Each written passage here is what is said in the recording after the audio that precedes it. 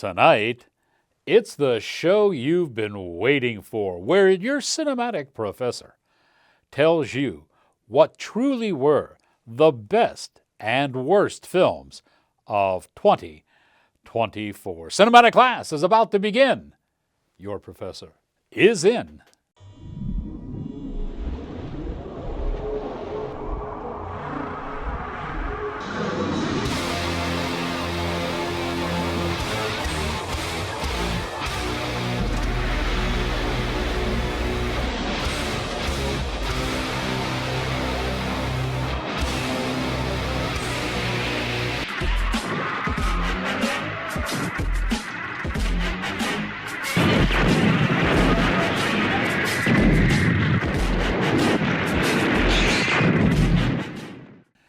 Greetings, salutations, another sundry affair. I am your cinematic professor and purveyor of truth in movies. And before we get started, I want to tell you that we welcome a brand new sponsor for tonight's show. Gabriel Mastracci, his bio site, is now sponsoring the show, and we're going to have a little bit more on that a little later in the show. Folks, I like doing this show, and I know this is one of the shows that always gets a high number of views because the awards ceremonies are all over, and the politically correct and agenda movies have all been filtered through and pretty much sifted into obscurity at this time. And the Hollywood elite, who like to pat themselves on the back, have all done that and now gone their separate way with their trophies and their accolades. So what I'm giving you now is an alternative, if you will. These movies, and we're going to start with the best of 2024, these movies are the movies that come with your cinematic professor's guarantee that if you plop down a ticket to see it in the theaters, or if you pay for it to see it on one of the streamers or digital home video, it's going to be money worth spent. You're going to sit back and say, you know, that cinematic professor was right. I enjoyed this. So these are in no particular order, but let's get started. First is Heretic. This movie was really fascinating and intriguing, especially for those who like, philosophical and ideological thrillers. It stars Hugh Grant, and he got my vote for Best Actor of the Year. He was great in this movie. Here's a look at Heretic.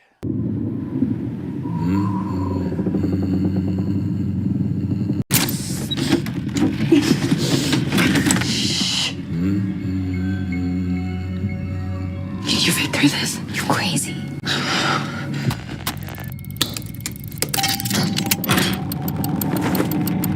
We just need to go home.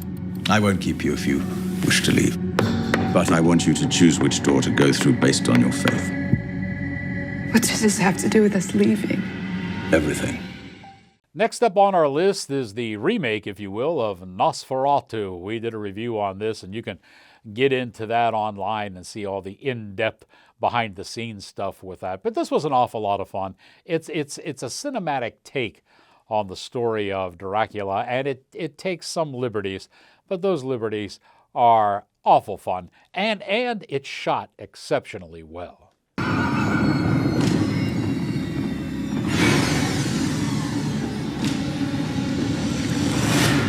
He is coming. He is coming.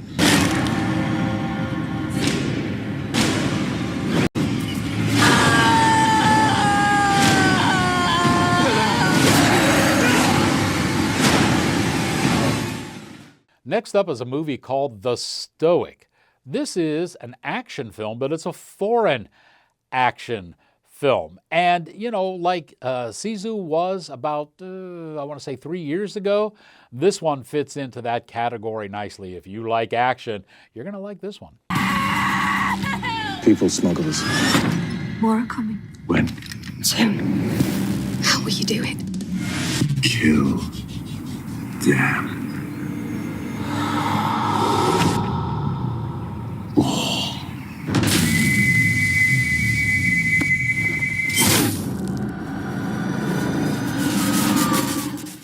movie that went largely unnoticed by almost everyone, except, of course, us here at Outtakes, The Deserving. This was the one all about the deaf photographer who also happens to be a serial killer plagued by the ghosts of his former victims. What made this one interesting is what they did with the timeline and how it was shot. The camera work in this is really pretty good. The Deserving. Look at me intruding, forgive me. I've always found photography to be very personal and intimate. Like I'm touching them without their permission. Your story, not one to be taken lightly. A killer, that's an illness.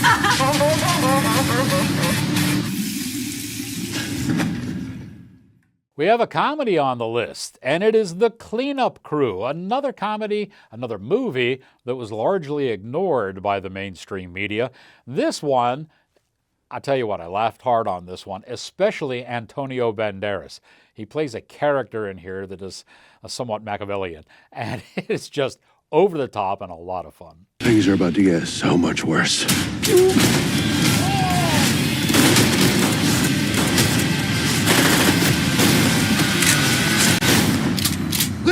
Wait! Who are you people? We're the cleaners. You know, this year Universal tried a remake once again with The Wolf Man. They gave it to the same director who made an absolute mess out of The Invisible Man several years ago. He took a classic horror tale and turned it into a feminist propaganda movie. He did the exact same thing with The Wolf Man.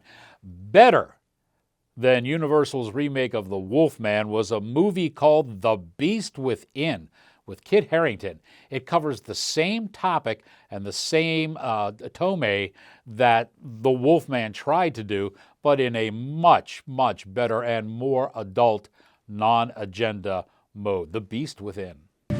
You need to take Willow away. Are we safe?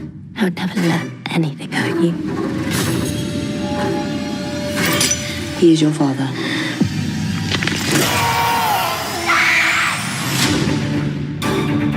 I didn't want this. This cursed.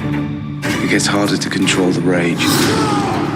This can't go on. He's gonna tear that child to pieces. We're leaving. It's him.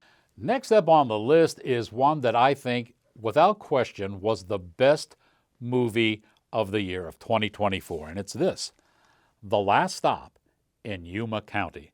Try as I may, I cannot find a movie that entertained as much as this one. It is a true melodrama. If you haven't seen this one, you need to, because it is the epitome of what good filmmaking is all about. Just like Bonnie and Clyde. I want some of that money.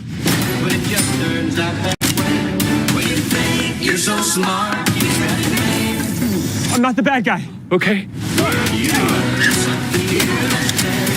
Do it already, darling. What's the plan now? What? You may not always like it, but it just turns out that way. And just to show that we are multicultural and diverse, a French film made the best of list. It's called Pandemonium. This was really interesting, a supernatural thriller about two people and a door. But does the door lead to heaven or hell? Well done, well plotted out. Pandemonium. Comment tu t'appelles, ma chérie? Alice. Tu veux venir avec moi? On va aller dans un bel endroit. Et tout ira très bien. Viens.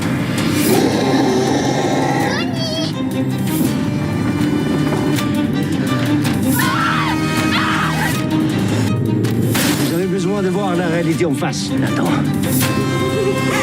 L'enfer ne connaît pas le pardon. And surprised that this one even made the list, Kingdom of the Planet of the Apes. Now, right up front, I'm going to say my apologies to Johnny, who is a huge Planet of the Apes film buff. But I haven't liked any of them really since the first one. Then this one came along. It's been a few years since one has come out. We got rid of the Andy Serkis type of, ape thing going on. And this one was a reboot, and it was done well and shot well. The special effects in this are just fantastic. To survive, remember your strength, your compassion, your mercy. Why do they hunt her? She knows the human secrets. I have a name. May. I know where they're taking your clan. You choose a human over an ape. Nicolas Cage makes the list in Arcadian. It's Nicolas Cage and it's monsters, and this was one of the more unique movies of the year.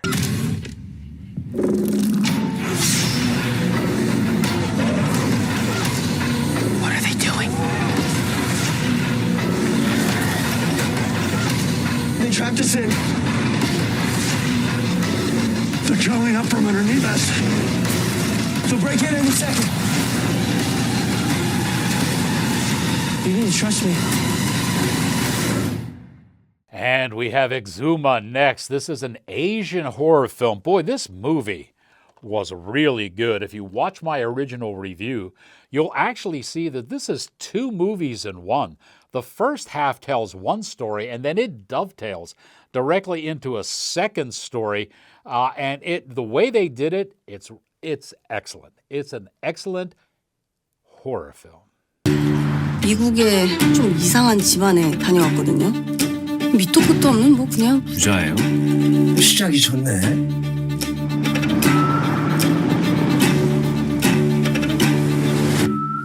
내가 한 40년 단파 먹고 살았지만 여긴 도저히 모르겠다. 박정우 씨 우리한테 뭐 숨기는 게 있죠? 대살구슬 해보죠. 유세차임이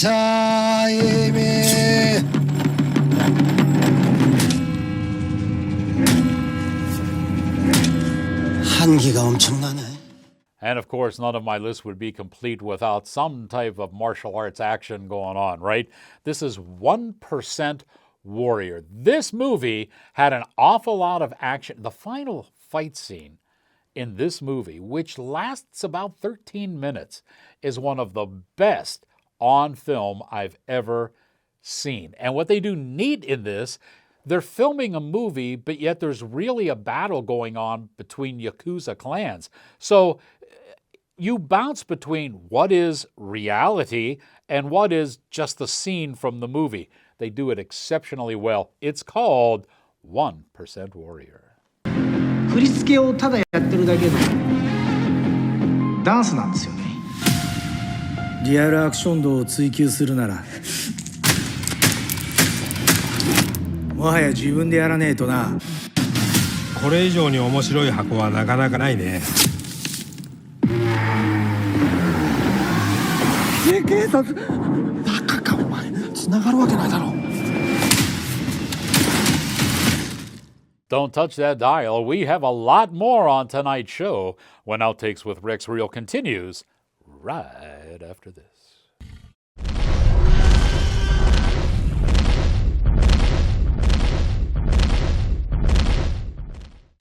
Folks, for the last 6 years, House of Fairuza Barbershop and Cigar Lounge has been a sponsor of this show. And it's been a great place, the Cigar Lounge has, to relax, have some conversation, and good community. We did a couple of things together in tandem with the show down there, special nights, movie nights, and what have you. And we had an awful lot of fun and created an awful lot of great memories. However, there is a change in the wind. I alluded to this on the last show. And the barbershop section of the House of Fairuza will be expanding to better serve you. This expansion will allow Sam and his staff to offer more service, accommodate more clients, and create an even more enjoyable situation for everyone. Now, to make way for this expansion, the Cigar Lounge will be closing. I know that might be bad news, and a lot of thought went into this because there are a lot of people that take advantage of the lounge. But Sam and his crew want to assure you that they remain committed to providing you with the highest quality of service and an exceptional experience at the barbershop. I've seen some of the things he has planned, and they look absolutely great. Sam understands your continued support. He continues to support this show, and we hope you will continue. It is not going to be your typical barbershop experience.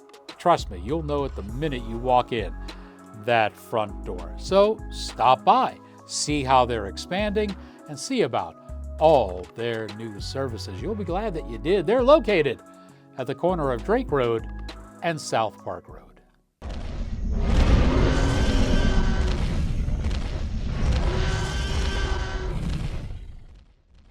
I know you're dying to know what the worst films of the year were, but wait, we do get some mail.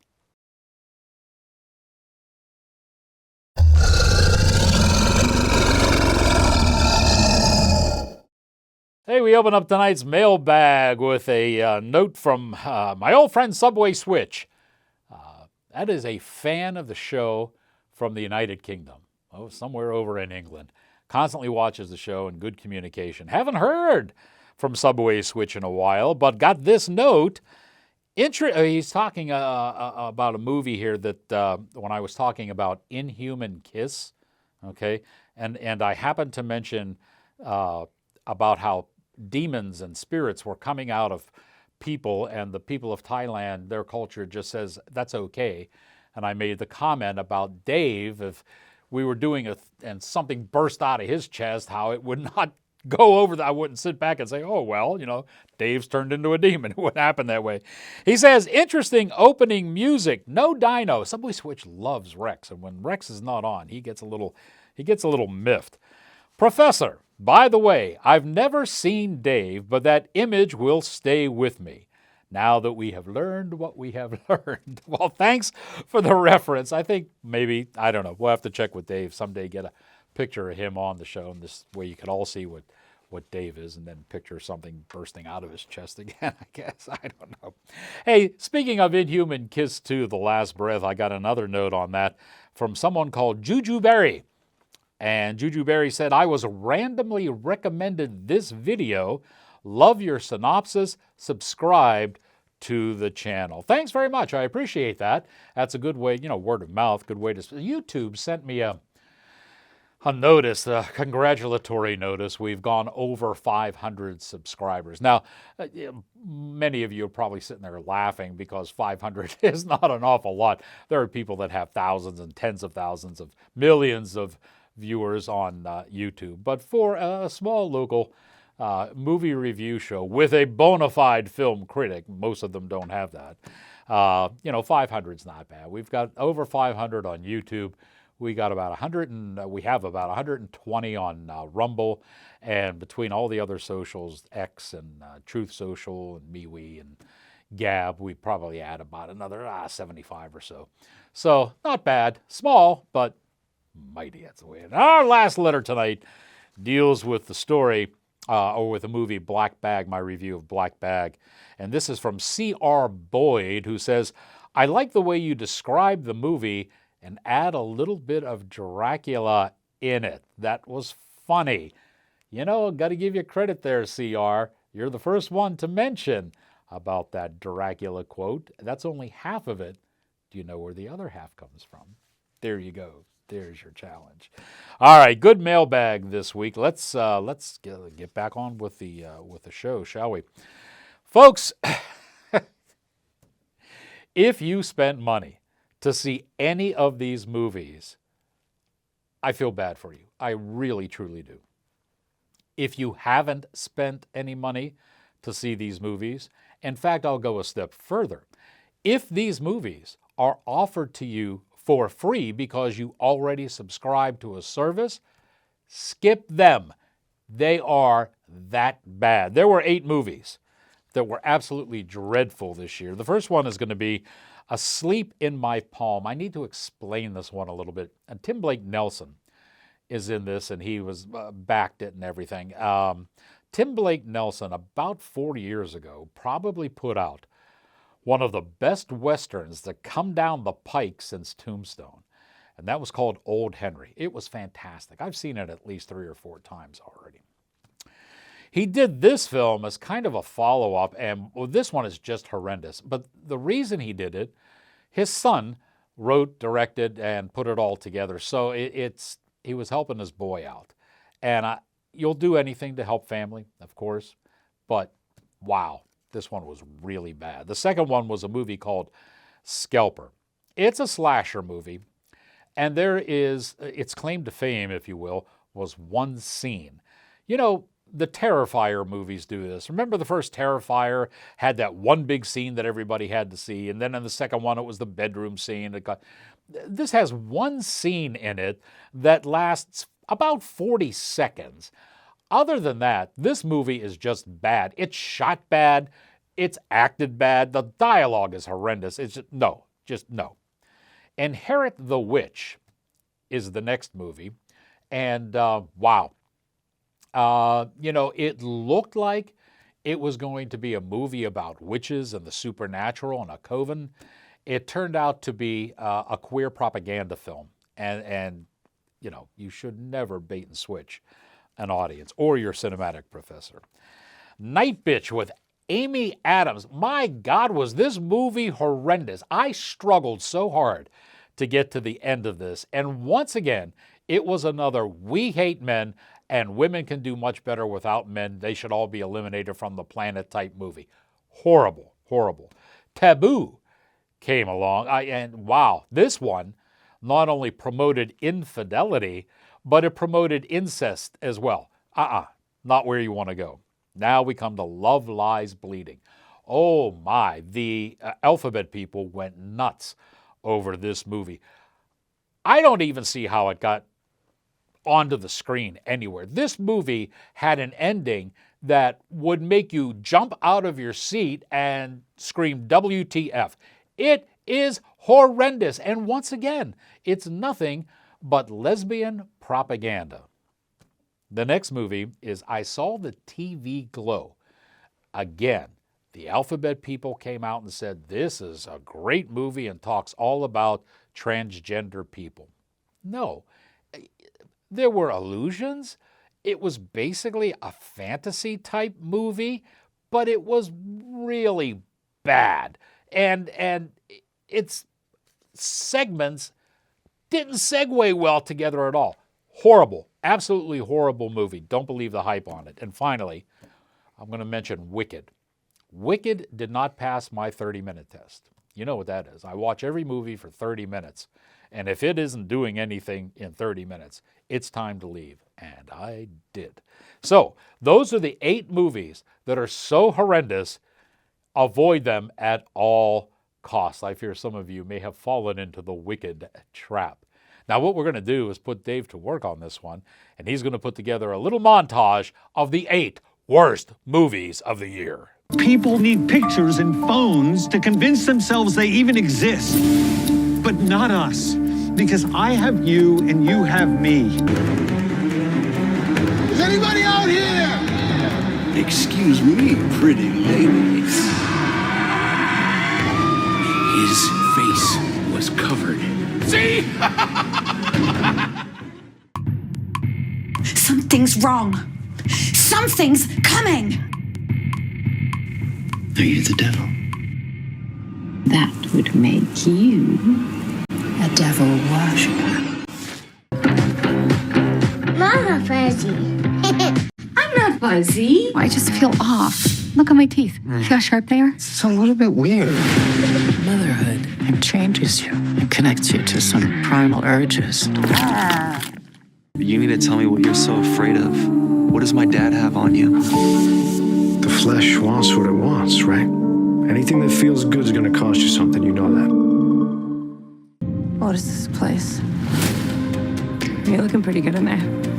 There's some pretty serious lines going. Yeah? Why don't you want me working for your dad? Well, he's a psycho. Seems like you're always somewhere else lately. Maddie disappeared without a trace. That was her TV set burning in the backyard. The wonderful Wizard of Oz summons you to the Emerald City. Come with me. What? To meet the wizard. I couldn't possibly. This is your moment. I'm coming.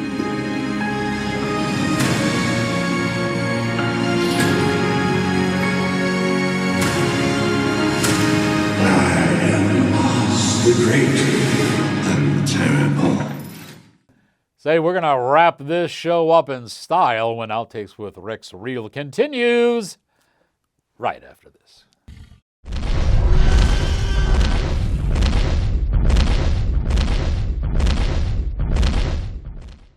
Say, we want to welcome a new sponsor to the show. Gabriel Mastracci is a graphic designer and artist, and he will do rebranding for you.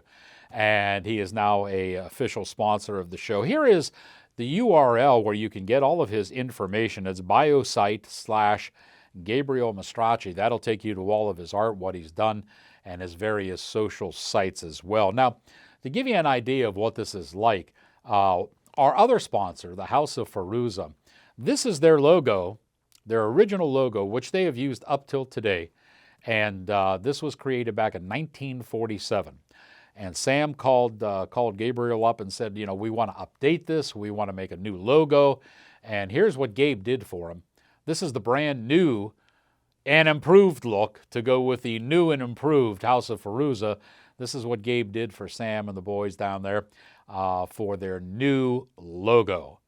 Pretty good, huh? Pretty slick, pretty clean. So if you're looking for a rebrand of your product or services, or if you're just looking to start up and start your own brand, this is the guy you need to call and talk. I'll tell you one other thing he's done.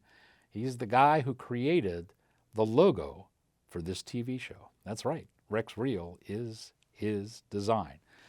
Give him a call. He'll handle all of your marketing and branding needs. The site again is bio.site. Gabriel Mastracci. We're proud to have him as part of Outtakes with Rex Reel.